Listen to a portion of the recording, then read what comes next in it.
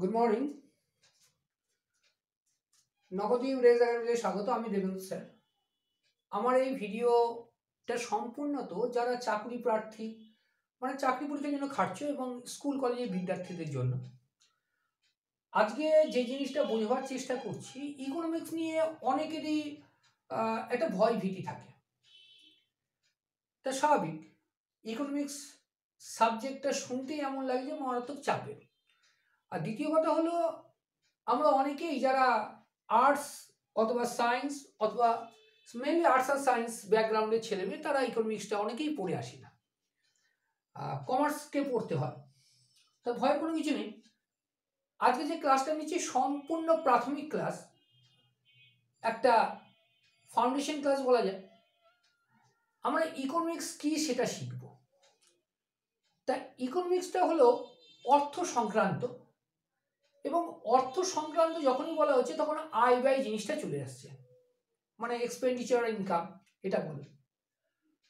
এর সাথে ওতপ্রোতভাবে জড়িত ব্যাংকিং ব্যবস্থা এবং আরো অনেক কিছু। সবার আগে যাই করো, যে যুক্তি সেটা হচ্ছে কি, আমাদের অর্থ উৎপাদন চলে আসছে, প্রোডাকশন যেটাকে বলি, চলে আসছে চাহিদা, মানে বড় বড় জিনিস। কিন্তু আজকে অত্যন্ত সিম্পল ওয়েতে শিখবো ইকোনমিক্সটা কি। তাহলে অর্থ সংক্রান্ত। এবার কথা হচ্ছে, দেখো, প্রোডাকশন উৎপাদন, ইকোনমিক্সের একটা মেজর পার্ট উৎপাদন।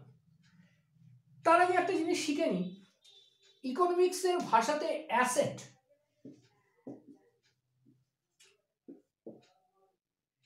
অ্যাসেট কাকে বলে, ইকোনমিক্সের ভাষাতে অ্যাসেট কাকে বলে এটা জানতে হবে। তাই ইকোনমিক্সের ভাষাতে যখনই অ্যাসেট আসবো, তখনই হচ্ছে এটাকে বলি আমরা সম্পত্তি।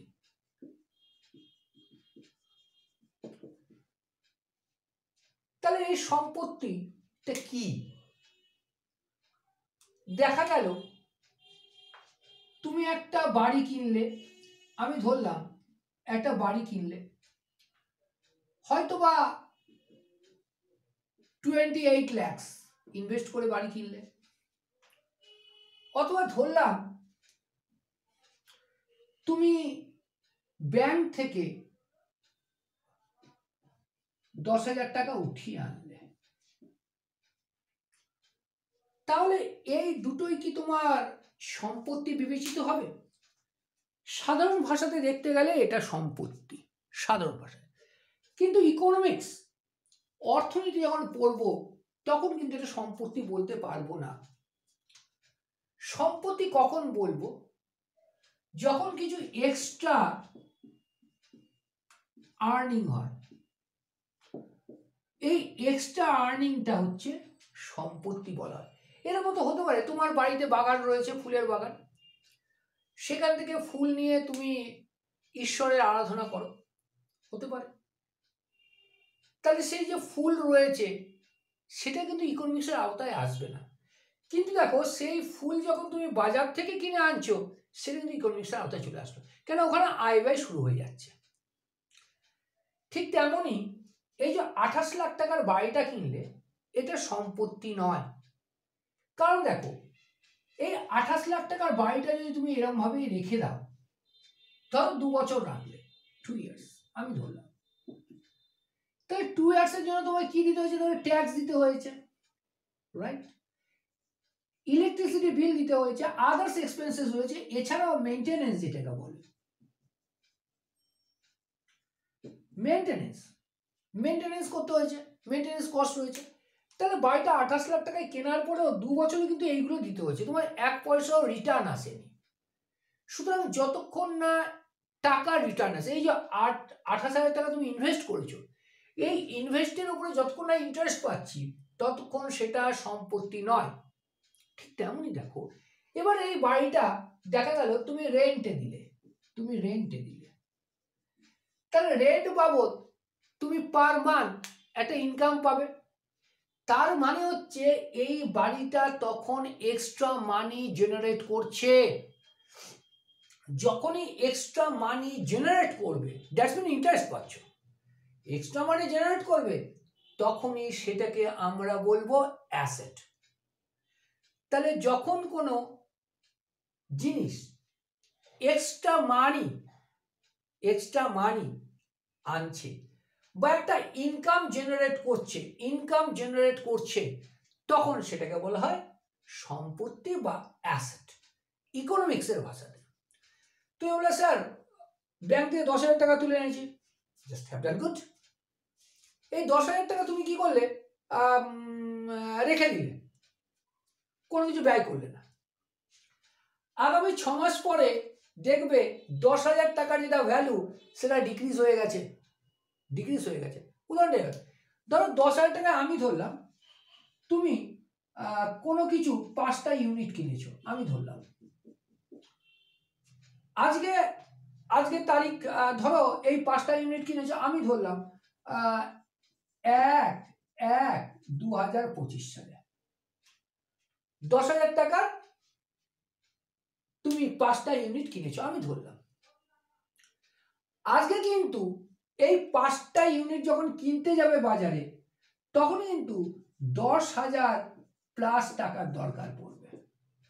10,000 প্লাস টাকার দরকার, মানে 10,000 থেকে বেশি টাকা দরকার পড়বে। তাহলে দেখো, তুমি 1/1/25 তারিখে 10,000 টাকা ইনভেস্ট করে 5টা ইউনিট কিনেছিলে কোনো কিছু, কিন্তু আজ তুমি কি করলে? 10,000 টাকা রেখে দিয়েছিলে, বলে থাক রেখে দিই। ভালো করছো, রেখে দিয়েছো, খুব ভালো কাজ করেছো। রেখে দিয়ে আজকে যখন বাজারে গেলে তখন দেখলে 10,000 টাকায় 5টা ইউনিট পাওয়া যাচ্ছে না, তোমাকে আরো কিছু দিতে হচ্ছে। দোকানদার হয়তো বললেন, দেখুন দাদা 11,500 টাকা লাগছে, 1,500 টাকা এক্সট্রা লাগছে। তুমি তখনই বলবে কি ব্যাপারটা কি হলো? 10,000 টাকা ছিল তো না। 10,000 টাকা আপনি যখন এসেছিলেন, কবে এসেছিলেন?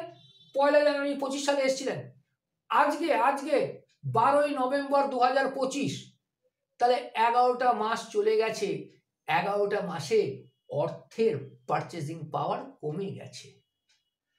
অর্থের যেহেতু পারচেজিং পাওয়ার কমেছে, তাই আপনাকে আজকে আর আমি 5টা ইউনিট দিতে পারছি না। 5টা ইউনিট যদি আপনাকে নিতে হয়, just you have to pay some extra money. সেটা কত? 1,500 টাকা। তাহলে অটোমেটিক্যালি দেখো, তুমি যখন রেখেছিলে তোমার অর্থমূল্য কমে গেছে। অর্থমূল্য কমে গেছে বলতে পারচেজিং পাওয়ার, অর্থের একটা পারচেজিং পাওয়ারের ওপরে সেটা ডিটারমাইন্ড হয়। তাহলে অটোমেটিক অর্থ রেখে দিয়েছো, সেটাও তো দায় হয়ে দাঁড়িয়েছে, তাই নয় কি? হ্যাঁ, ব্যাংকে রাখলে কিছু ইন্টারেস্ট পেতে, শেয়ার বাজারে আর বেশি পেতে হয়তো বা। তাহলে এটা হচ্ছে অ্যাসেটের সংজ্ঞা। অ্যাসেট বলতে কাকে বুঝবো? যেটা এক্সট্রা মানি জেনারেট করে। এই কথাটা মনে রাখবে, যখন কিছু এক্সট্রা মানি জেনারেট করবে তখন সেটাকে বলা হয় অ্যাসেট। বাস্তবে বুঝো, তোমার গার্জিয়ান ক্লাস 1 থেকে শুরু করে তোমার পিছনে প্রচুর ইনভেস্ট করেছে। মেনলি আমি পড়ালেখার ক্ষেত্রে আসবো, স্কুল কলেজেস টিউশনস হ্যানা তানা। তাহলে যে ইনভেস্ট করেছে, এবার এই ইনভেস্ট তোমার মধ্যে করেছে, কিন্তু তুমি কোনো মানি এখনো জেনারেট করতে পারোনি। তুমি মানি জেনারেট করবে কখন? তুমি কোনো ব্যবসা করলে। তুমি মানি জেনারেট করবে কখন? তুমি কিছু প্রোডাকশন করলে। তুমি মানি জেনারেট করবে কখন? তুমি চাকরি পেলে। সুতরাং তোমার মা বাবা যে ইনভেস্ট করে গেছে এখনো কিন্তু জেনারেট হয়নি। তুমি বড় ডিগ্রি পেয়েছো, বাট সেটা কোনো কাজের নয় এখনো, জাস্ট আই মাস্ট সে। সেই ডিগ্রিটা ক্যাপিটালাইজ হবে কখন? যখন তুমি চাকরি পাবে, বা এই পড়ালেখাকে ভাঙিয়ে তুমি যখন অর্থ উপার্জন করবে তখন এই পড়ালেখাটা তোমার সম্পত্তি হবে বা অ্যাসেট হবে। ক্লিয়ার? অ্যাসেট বলতে এই নয় যে যেটা টাচ করতে পারছো না, তাহলে যেটা টাচ নয় সেটাও অ্যাসেট। আর ভ্যালু যেটা বলছি, ভ্যালু এই অর্থ যখন বললাম 10,000 রুপি, এটা নোট ছিল 2,000 এখন নেই, 500 টাকা। 500 টাকার নোট ছিল, তাই তো? তাহলে 500 টাকার নোট ছিল, সেটা নোটটা কাউন্ট করা যায়, কিন্তু নোটের যে ভ্যালুটা ওটা কাউন্ট করা যায় না, ভ্যালু কাউন্ট হয় না, তাই তো? যদি কাউন্টই হতো তাহলে 10,000 টাকার মালটা আজকে 11,500 টাকায় কিনতে হতো না। তাহলে মোদ্দা কথা, অ্যাসেটের কনসেপ্ট হলো এটা, যখন কিছু মানি জেনারেট করবে তখন হচ্ছে অ্যাসেট। আর জেনারেট যদি না করে সেটা কিন্তু লায়াবিলিটি, বা সেটা দায়। এই জিনিসটা মনে রাখবে প্রথম। তাহলে অ্যাসেট অ্যান্ড লায়াবিলিটি আশা করি কিছুটা ধারণা তোমাকে দিতে পেরেছি। এইবার যেটা আসছে প্রোডাকশনে ঢুকবো। এগুলো কিন্তু পরীক্ষায় আসে না, কিন্তু এইগুলো যদি তুমি ভালোভাবে বুঝতে না পারো তাহলে তুমি ইকোনমিক্সের প্রতি আগ্রহ আনতে পারবে না। আগ্রহ না আনলে ইকোনমিক্সের প্রতি একটা বিতৃষ্ণা আসবে, এবং সেই বিতৃষ্ণা তোমাকে কিন্তু জেনারেল স্টাডিজে কায়দা করতে দেবে না। জানতে হবে ইকোনমিক্স। তা বলে আমি বলছি না যে ইকোনমিক্স জানতে হবে বলে তোমাকে অর্থনীতিবিদ হতে হবে না। যেভাবে পড়াচ্ছি সেভাবে দেখো, এবং everything will be all right, nothing to worry. এবার ইকোনমিক্সে ঢুকছি ধীরে ধীরে, ব্যাংকিং অবস্থাও ধীরে ধীরে ঢুকে যাবো। দেখো, তাহলে ইকোনমিক্স যখনই পড়বো তখনই মেনলি প্রোডাকশন। তুমি বলে স্যার প্রোডাকশন মানে তো উৎপাদন, নিঃসন্দেহে উৎপাদন, অস্বীকার নেই। কিন্তু দেখো, এই প্রোডাকশন করার জন্য আমার কিছু জিনিস দরকার পড়ে, তারা কারা? তারা ল্যান্ড। তার মানে ল্যান্ড মানি জেনারেট করে। যা যা কিছু প্রোডাকশনের সাথে যুক্ত সবকটাই কিন্তু মানি জেনারেট করে। আর আমি যেটা করাচ্ছি ইকোনমিক্সে, দেখো এর বাইরে জিনিস পাবে না। প্রোডাকশন যখন আসছি, প্রোডাকশনের জন্য দরকার ল্যান্ড। দ্বিতীয়, labour. I am also labor here. 3 number capital, এবং 4 নাম্বার হচ্ছে ম্যানেজমেন্ট বা এন্টারপ্রেনিউরও বলে অনেকে, ম্যানেজমেন্ট বা বলতে পারো ওনার। তাহলে তুমি এখন বলবে স্যার প্রোডাকশন, হ্যাঁ প্রোডাকশনের যেটা ইনপুট সেটা হলো এইগুলো। প্রোডাকশনের জন্য আমার ল্যান্ড দরকার, প্রোডাকশনের জন্য লেবার দরকার, প্রোডাকশনের জন্য ক্যাপিটাল দরকার, প্রোডাকশনের জন্য ম্যানেজমেন্ট অথবা ওনার দরকার। ক্লিয়ার? এবার এই প্রোডাকশন আমি দেখাবো কি করে মানি জেনারেট করে প্রোডাকশন। দেখো ল্যান্ড, তুমি যে ল্যান্ডটা নিয়েছো, ল্যান্ডের জন্য তোমাকে কি দিতে হচ্ছে? তুমি বলে স্যার ল্যান্ড রয়েছে তাহলে রেন্ট দিচ্ছি, রাইট? মানে ভাড়া, মোদ্দা কথায় ভাড়া। তার মানে হলো যেটা, দেখো যখনই তুমি ল্যান্ডের কথা বললে, ল্যান্ড হলেই তোমাকে রেন্ট দিতে। তার মানে ল্যান্ড ফেচ করছে কি? ল্যান্ড ফেচ করছে রেন্ট, মানি।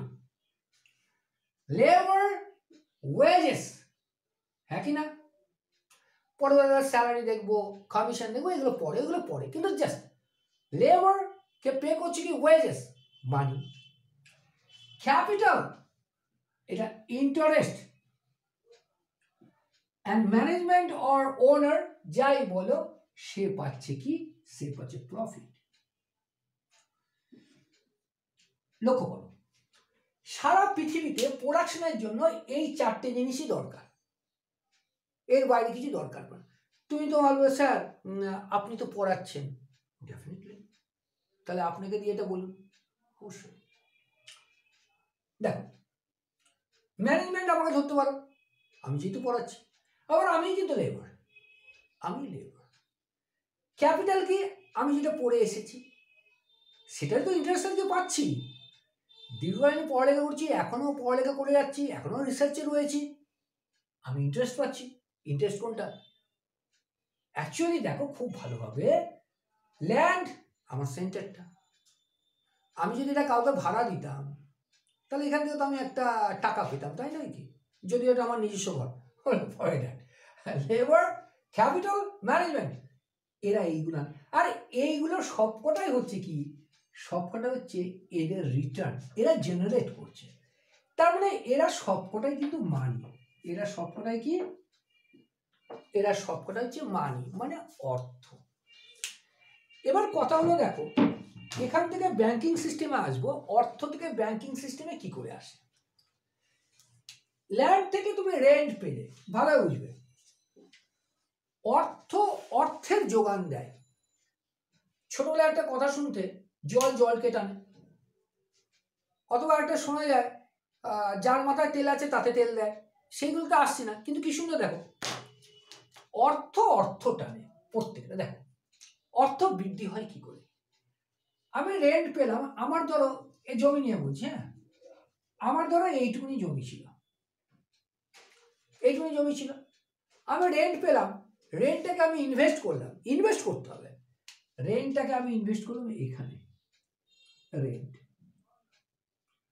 তাহলে ইনভেস্ট করার ফলে দেখো তো আমার জমির পরিমাণ বেড়ে গেল না? তাহলে যখনই কিছু ইনভেস্ট হচ্ছে বাড়ে। এইবার আমি কি করলাম, আগে দেখা গেল এইটুকুনি আমি ভাড়া দিতাম, আজকে টোটালটা ভাড়া দিচ্ছি। তাই টোটালটা যখন ভাড়া দিচ্ছি তখন যেটা আমার রেন্ট তো বৃদ্ধি পেয়েছে, রেন্ট বৃদ্ধি, তার মানে ইনভেস্ট করছে। যখনই রেন্ট বৃদ্ধি পেল, এবার দেখো তাহলে যে ম্যানেজমেন্টে রয়েছে সে দেখা গেল কি তার নিজস্ব ল্যান্ড ছিল, সে প্রোডাকশন বাড়ানো শুরু করলো, তখন কি লেবার বাড়ানো শুরু করলো, লেবার যেই বাড়ালো তার ক্যাপিটালটা একটু বাড়িয়ে দিল বা বাড়লো। আলটিমেটলি দেখো ল্যান্ড বাড়ার সাথে সাথে লেবার বাড়লো, লেবারের সাথে ক্যাপিটাল, এবং এই তিনটে মিলে কি করলো, প্রোডাকশনটাকে বাড়িয়ে তুললো। প্রোডাকশন যত বাড়লো তত প্রফিট বাড়তে শুরু করলো। তার মানে দেখো land, labour, capital directly related with production, production যত বাড়বে প্রফিট তত বাড়বে, প্রফিট যত বাড়বে দ্যাটস মিন ইনকামটা কার হচ্ছে, ম্যানেজমেন্টের বা ওনারের। এটা হলো প্রাথমিক কথা আমাদের ইকোনমিক্সের। এবার এই প্রাথমিকেই আসবো ব্যাংক নিয়ে, এইটুকুনি জাস্ট বুঝে নাও, তারপরে আবার কথা বলছি।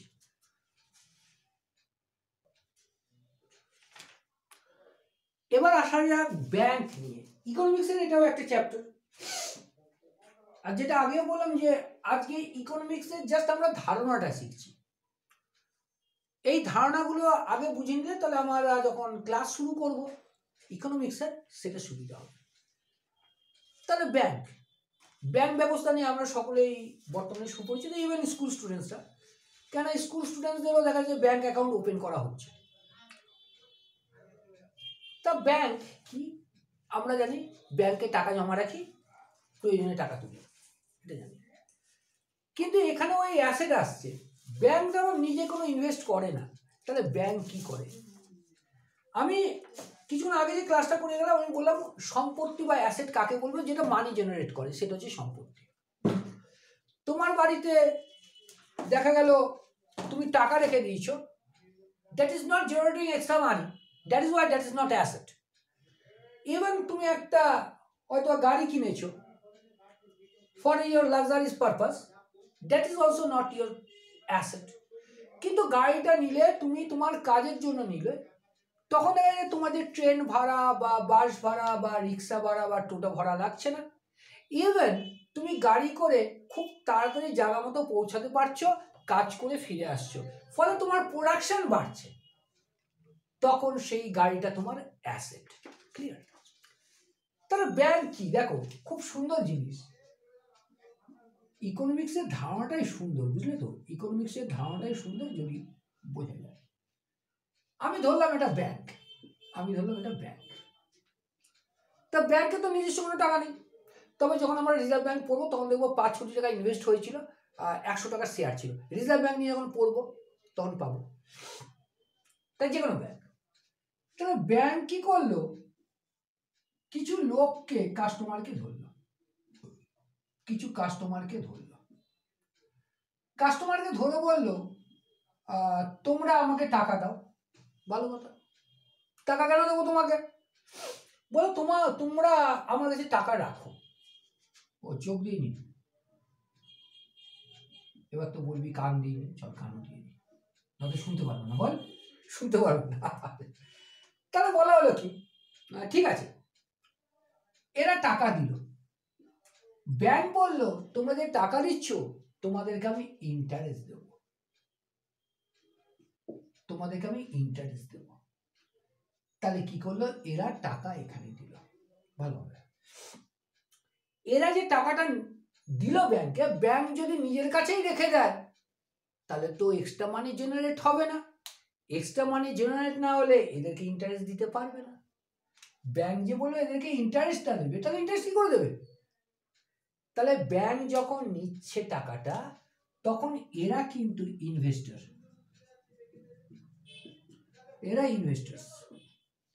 আমানতকারী, এরা ইনভেস্টর। তাহলে এরা টাকা ইনভেস্ট করেছে, তাহলে ব্যাংকের কাছে এই যে টাকাটা এটা কিন্তু লায়াবিলিটি। কেন লায়াবিলিটি?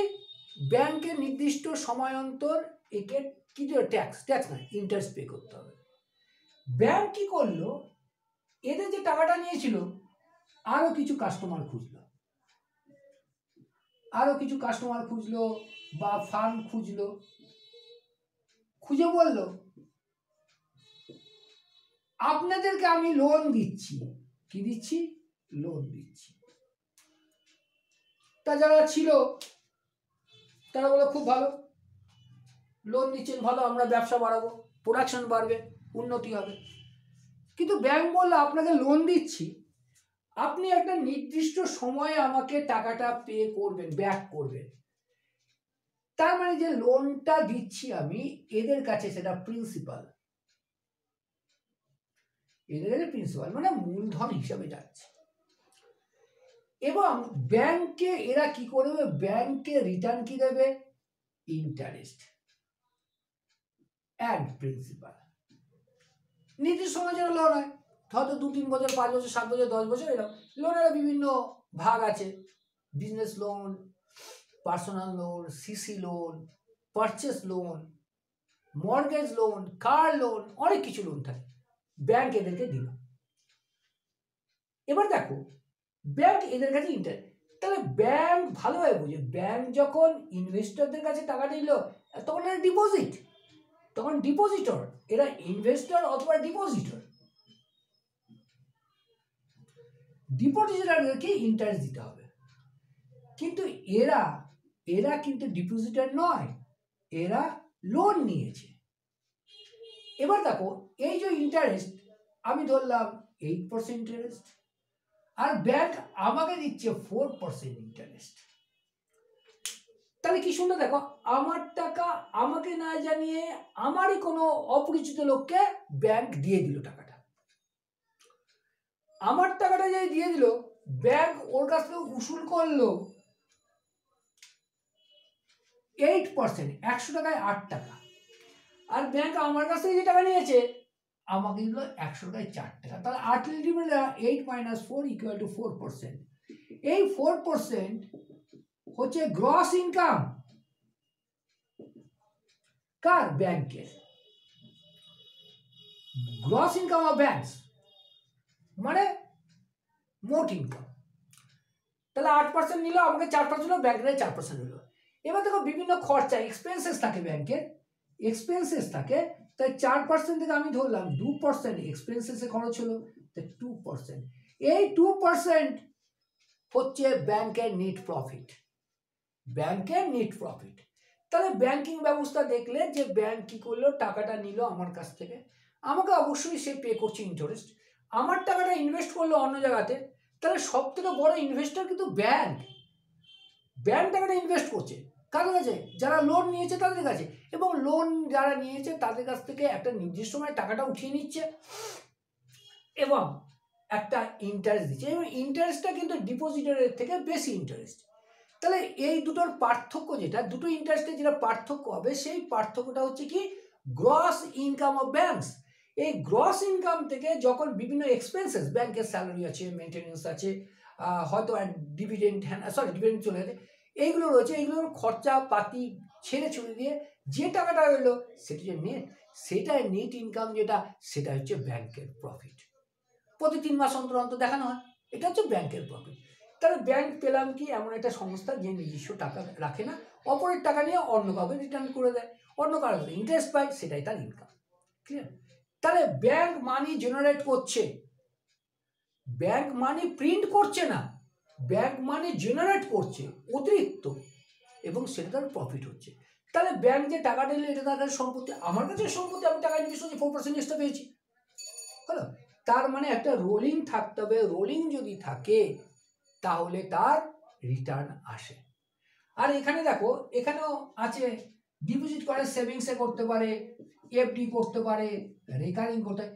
এফডিতে দেখা যাচ্ছে নির্দিষ্ট সময় টাকা ফেরত আসতে হয়, কিন্তু সেভিংসে নির্দিষ্ট সময় তুমি টাকা দিলে ব্যাংক জানে যে জবে নেবে, তাই ব্যাংকের মাথা খালি মাথা 4% বা 5% যে পার্সেন্ট রেটটা ইন্টারেস্ট। কিন্তু যারা ডিপোজিট করছে তাদের কাছে টাকাটা তুলে নেওয়া হয় একটা নির্দিষ্ট সময় প্রিন্সিপাল এবং ইন্টারেস্ট সহ। ক্লিয়ার? এটা হচ্ছে ব্যাংকিং ব্যবস্থা। আমি অত্যন্ত সাধারণভাবে বোঝালাম, অবশ্যই অনেক বেশি ডিসকাশন থাকে, কিন্তু অনেকের ইকোনমিক্স নিয়ে ভয় থাকে, তাই আমি জাস্ট একটা সাধারণ সাদা মাটা ধারণা দিলাম। এই ধারণায় যদি ভালোভাবে দেখো, ইকোনমিক্সের প্রতি তোমার কি বলবো ইন্টারেস্ট জাগ্রত করতেই হবে, আদারওয়াইজ জেনারেল স্টাডিজ পেপার তুমি কায়দা করতে পারবে না। থ্যাংক ইউ, এইটুকু রইল, আবার পরে দেখা হচ্ছে। Thank you.